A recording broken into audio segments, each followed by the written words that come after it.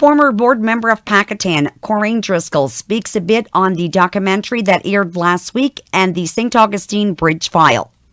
Good afternoon, Rachel. I'd like to inform everyone that I have a written transcript of the Enquête television program from February 26th. This will be posted on my timeline on Facebook. I encourage everyone to share this on their Facebook page. And I'd like to point out and refute some key statements of the documentary. John Charest stated that it is rare that the government of Quebec permitted and encouraged a formula like this one. It was an act of trust. The government of Quebec was entrusting $100 million to a group of mayors and Innu council members with zero experience or expertise in construction.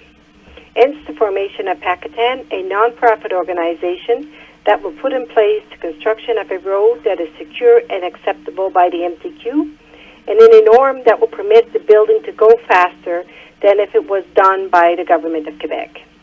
Pakatan would be a construction company. The legal agreement set out the means for Pakatan to not having to follow the call for tenders protocol by permitting Pakatan to perform on-regie works. The board of Pakatan established the priorities for the money, and they were accepted by the MTQ, naming the bridge over the St. Augustine River the number one priority. This is secured in Section 5BB of the legal agreement. The bridge had to be completed in this parcel of money. The causeway linking Arrington to Chevry was next on the list. Those links were chosen because it brought immediate benefits to the interdependent communities of Pakwashipi and St. Augustine, Arrington, and Chevry. MTQ pours millions of dollars each year providing transportation of people and freight between those communities. Genivar completed all the studies for the bridge. They went on tender twice for the approaches. ATEC presented the best price on both occasions. Mr. Jones states that they, meaning Pakatan, wanted to move ahead and the minister stopped them. He quotes the minister, "Look, you don't have the right to do that because we don't know where the bridge is going. It takes 10 years to make a study to know where the bridge is going." That's a false statement on the part of Randy Jones. September 2009, Pakatan minutes state that the MTQ representatives at that meeting say they have no objection for Pakatan to sign the contract with ATIC for the approaches. It is stated in those minutes as well that ATIC would be asked to hold their price for 30 days. So if you're building approaches, you're likely to be building a bridge. With that noted, the contract should have been signed October 31st, 2009. That contract was never endorsed. November 30, 2009, Pakatan minutes states Genivar presents the prefab bridge at $45,750,000. Madame Billhill from the MTQ asked Pakatan to make a decision on the bridge. No decision was taken at that meeting. January 2010, at the Pakatan meeting in Lantabatiere, minutes state that Genivar presents the bridge project. No decision was taken again. February 11, 2010, rumors start circulating in our village that the bridge was canceled. I called Evaluations Manicawagan that day, and he confirmed to me that the rumors were correct, and there was no reason to continue negotiations with Le Restaurant des Arts for their property.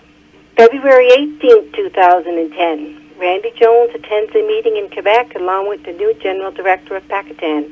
Notes taken at that meeting show that Mr. Jones asked Macmillan to put a ferry from St. Augustine to Old Fort and one from Chevry to Romaine.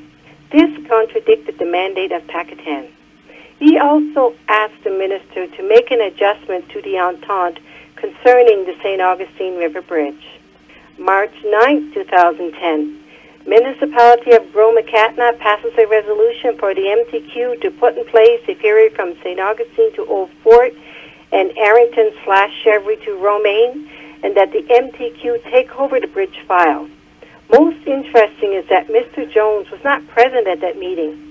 Isn't it peculiar that the resolution matches the conversation with Macmillan 1 month prior? From this point forward, excuses started surfacing as to why the bridge was not built. The soil is bad, there's no chosen site for the bridge, and lastly, it's too expensive. I think by now, Rachel, I've created an image of what happened on the St. Augustine River Bridge project. Fact is, Pakatan has spent the lion's share of the money by November 2009. Even if the bridge cost $25 million, it could not have been possible. Everything that happened after that is not relevant. Arma Jonka stated, when you want to cancel a project, you do anything to increase the value. Genivar's contract to do the studies for the bridge was a package deal. March 16, 2010, notes of a meeting between MTQ, Pakatan, and Genivar. MTQ asked Genivar why it cost more for their work. He answers it included extra for works done to enlarge a road on the other side of the river between the airport and the gravel pit. This work was included in the cost of the CJAS. Denis Blois also stated that this work was ordered by Corain Driscoll, the General Director of Pakatan. Madame Miller expressed she's not happy with this, but to continue. So I guess Arma Jonka is correct. When you want to cancel a project, you do anything to increase the cost. So I think it's safe to say that the price of the bridge at $45,750,000 is overstated to include the cost of road work on the other side of the river. I will post minutes on my Facebook page showing everything was done for the bridge to go on tender. I will also post copies of the invoices from Genivar for the works. There is no reason to argue those points anymore. Everyone can see for themselves.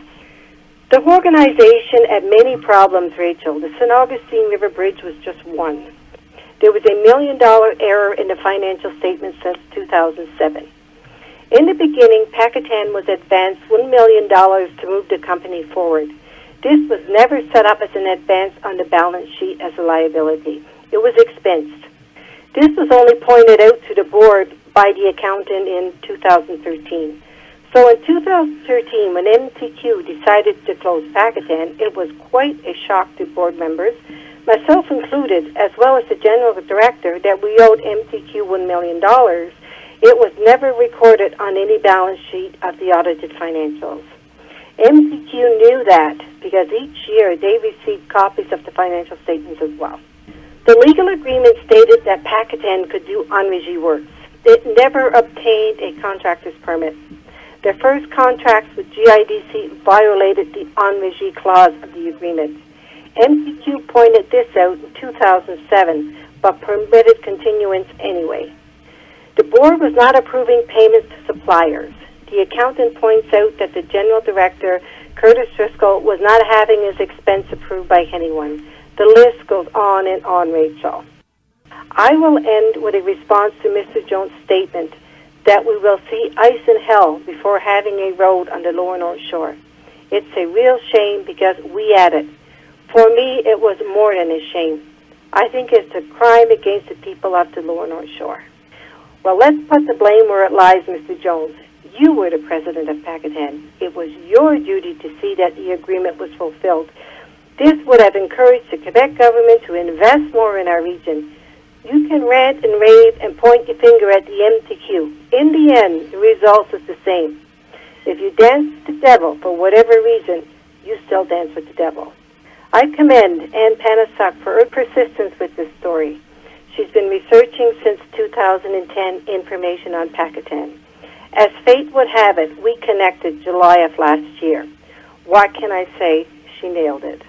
When this story aired on February 26, 2015, ratings show more than 500,000 watched the documentary. It was the most read story on the internet the following day. It had the most likes and shares on Facebook, and our most popular documentary so far this year.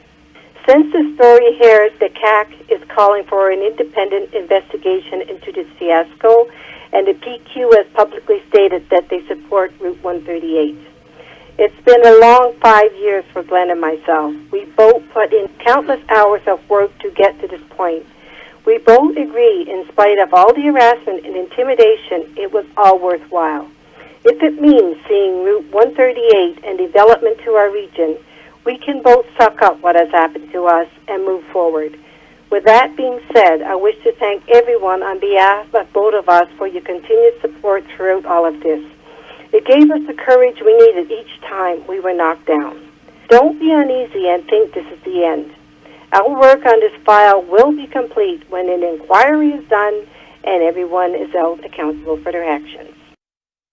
By Monday, Corain will be posting documents on her Facebook page supporting the information provided today. I made an effort and contacted all parties mentioned and invited them to present their feedback. As you all know, this is a step we always take.